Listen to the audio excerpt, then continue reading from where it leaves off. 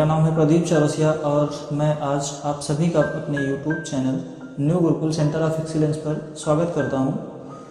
तो आज यहाँ पर हम बात करेंगे कि किस तरह से जो ब्रिटिश के निवासी थे, जिनको हम आम बोलचाल की भाषा में अंग्रेज़ कहते हैं, वो किस तरह से हमारे भारत में प्रवेश करते हैं और पहले एक छोटी सी जगह पर कब्जा करते हैं। उसके बाद फिर धीरे धीरे करके वो अपना जो है विस्तार करते हैं और फिर धीरे धीरे पूरे भारत पे वो कब्जा कर लेते हैं। तो आज हम यहाँ बात करेंगे जो बंगाल था, अब तो वो कई टुकड़ों में बंट गया और अपने यहाँ सिर्फ पश्चिम बंगाल बचा हुआ है।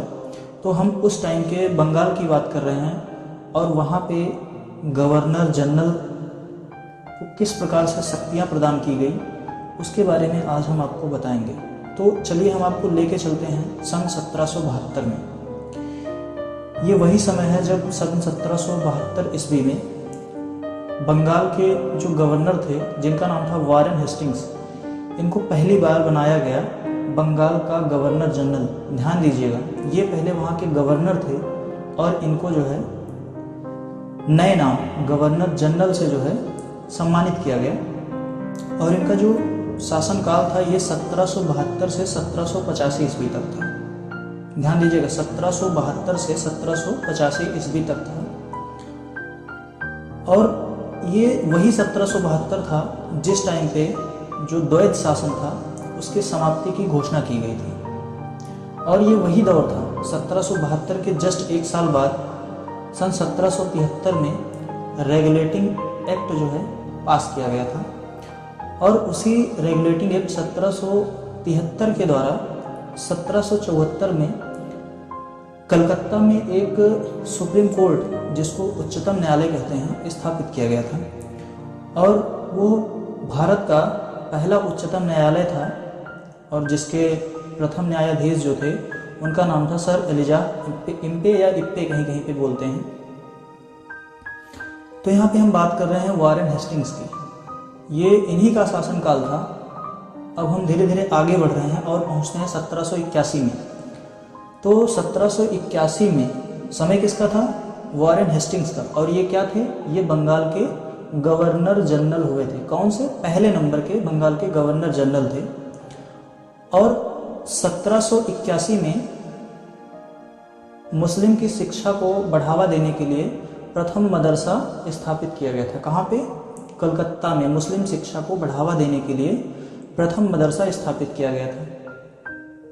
उसके बाद इन्हीं के शासनकाल में सर विलियम जोन्स के द्वारा the Asiatic Society of Bengal की स्थापना की गई थी। कब? 1784 ईस्वी में the Asiatic Society of Bengal की स्थापना की गई थी।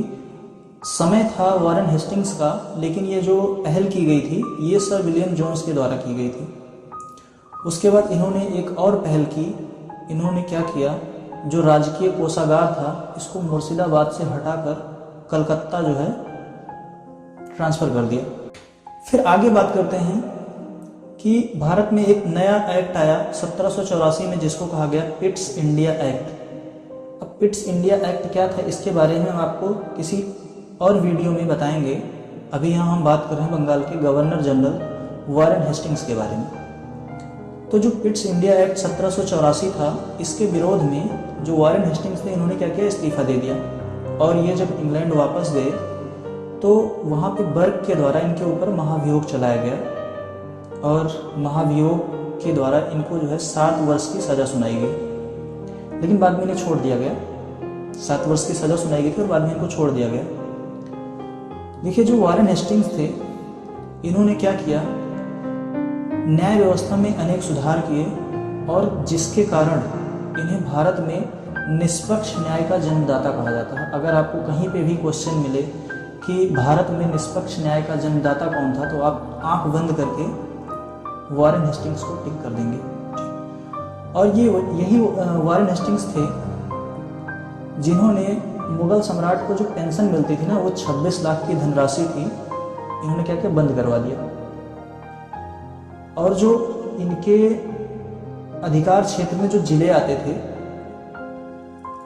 वहाँ की जो समस्त जो अधिकार थे उसको वहाँ पे जो जिले का कलेक्टर होता था उसको ये क्या किया, उन्होंने उस जिले के कलेक्टर को सौंप दिया। जितने भी अधिकार थे उन्होंने क्या किया, उस जिले के कलेक्टर को सौंप दिया। तो ये थी वॉरेन हेस्टिंग्स की एक छोटी सी कहानी।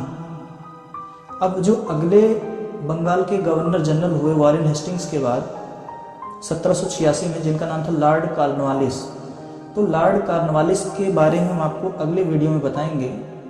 तब तक के लिए आप हमारे चैनल पर बने रहें। और अगर हाँ, ये वीडियो आपको अच्छा लगे तो इसको आप देखिए और ज़्यादा से ज़्यादा शेयर करिए।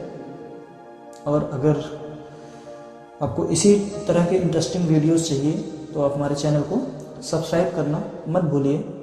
Thank you.